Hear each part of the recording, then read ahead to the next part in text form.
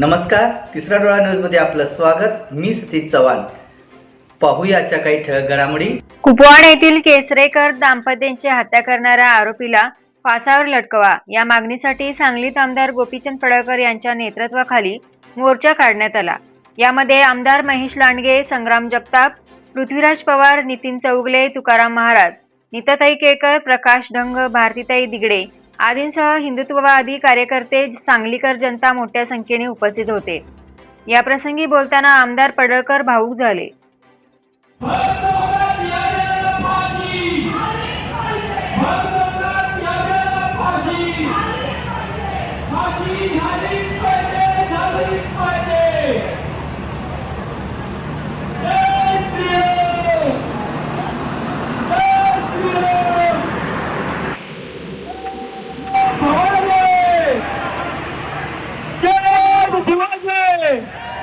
दुसरा माईक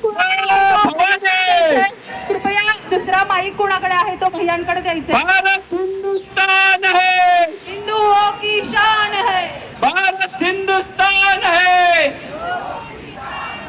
जय भवानी।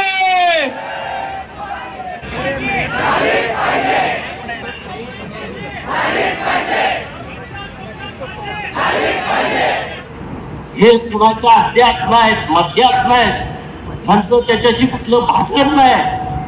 महाराष्ट्रातली जी लोक बघतायत आज, ह्या पोरांचा दोष काय आहे की ज्याचा आई आणि वडील त्यांनी कुणाच्या वाढल्या पातळ्यावरती पाय दिला नाही, त्याच्या डोक्यामध्ये सकाळी 6 वाजता तुम्ही ग्रहण करताय, त्याच्या आईच्या आतड्यात बाहेर करताय। ह्या पोरांची काय चूक आहे सगळं?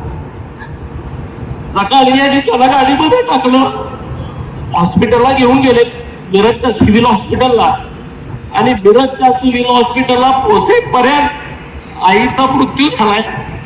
त्या पोरीला माहित नाही, आईला आयसीयू मध्ये ऍडमिट केलंय मिरज सिव्हिल मध्ये। बापाच्या डोक्यात घण असा घातला होता, आणि त्यांना कशासाठी मारलं, कुठल्या कारणासाठी मारलं, त्यांनी या सगळ्या महाराष्ट्राला सांगावं, बोलावं। या विषयावर ज्यानं मुंगी मारली नाही त्या माणसाला तुम्ही कापून टाकता, ज्याचा इथल्या राजकारणाशी संबंध नाही, इथल्या नात्या गोष्टीशी संबंध नाही, त्या माणसाची तुम्ही हत्या करता।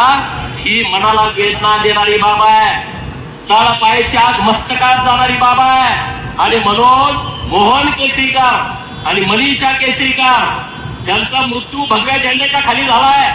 मला तिथल्या सकाळी कार्यकर्त्यांचा फोन आला, त्या चौकात भगवा झेंडा आहे आणि तिथं त्यांचा मृत्यू झालेला आहे। त्यांनी भगव्यासाठी बलिदान दिलाय, आणि ते बलिदान या महाराष्ट्रातला, या भारतातला हिंदू कदापि वाया जाऊ देणार नाही। राज्याचे मुख्यमंत्री महोदय अत्यंत संवेदनशील आहेत याबाबत। या सगळ्या प्रकरणाचा स्वतः फॉलो घेत आहेत, स्वतः या सगळ्या गोष्टीवरती लक्ष ठेवून आहेत, आणि ते या जिहाद्याला फासावरती लटकवल्याशिवाय राहणार नाहीत। आज मोहनराव आणि मनीषा ताईंचा जो मृत्यू झालाय, त्यांचा आत्मा सुद्धा वर्ण बघत असेल की हिंदू आमच्या विषयी कशा पद्धतीने जागा झालाय, तर त्या आत्म्याला शांती लागावी अशा पद्धतीचं धर्माचं काम आपण सगळ्यांना इथून पुढे हातामध्ये घेऊन 2 मिनिटं तुम्ही सगळ्यांनी एक जागेवरती उभं राहावं, आणि त्यांच्या मृतात्म्यात चिर शांती लागण्यासाठी 2 मिनिटं शांतता पाळावी अशी तुम्हाला विनंती करतो आणि थांबतो।